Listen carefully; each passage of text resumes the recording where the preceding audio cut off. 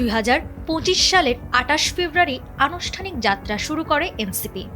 জুলাই অভ্যুত্থানের পর শিক্ষার্থী ও তরুণদের নেতৃত্বে গঠিত জাতীয় নাগরিক পার্টি এনসিপি আত্মপ্রকাশের সময় যে প্রত্যাশার জোয়ার তৈরি হয়েছিল তা এখনও অনেকটাই ম্লান, এমন মন্তব্যই মিলছে রাজনৈতিক অঙ্গনে।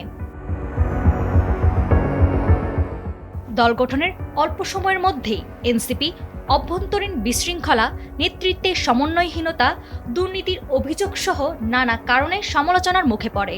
তবে সম্প্রতি জামাতে ইসলামের সাথে জোট করার সিদ্ধান্তের পর দলটিতে চলছে একের পর এক পদত্যাগ। ক্ষমতার রাজনীতিতে নিজেদের অবস্থান পোক্ত করতে এনসিপি জামাতের সাথে জোট করার সিদ্ধান্ত নিয়েছে বলে দাবি করছে রাজনৈতিক বিশ্লেষকরা।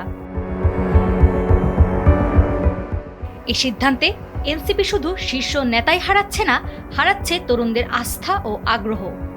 দলটির কেন্দ্রীয় যুগ্ম মুখ্য সমন্বয়ক খান মোহাম্মদ মুরসালিন পুরনো রাজনৈতিক বন্দোবস্তের অংশীজনদের সঙ্গে আপোষ করার অভিযোগ এনে পদত্যাগ করেছেন। এছাড়া ব্যর্থতার অভিযোগ তুলে পদত্যাগের ঘোষণা দিয়েছেন দলটির যুগ্ম সদস্য সচিব মীর আরশাদুল হক।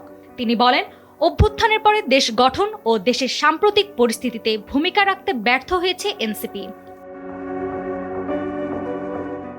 কিন্তু প্রশ্ন হচ্ছে, রাজনীতিতে গুণগত পরিবর্তনের ঘোষণা দিয়ে গঠিত নতুন দলের বিরুদ্ধে কেন অভিযোগ আসছে?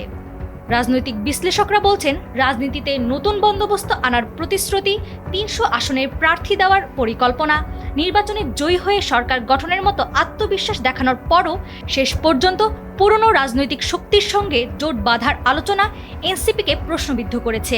যদিও দলটি বলছে, বৃহত্তর ঐক্যের জন্যই তারা এমনটি করেছে। নাওয়ার সালসাবিল দুরদানা, সময়ের আলো।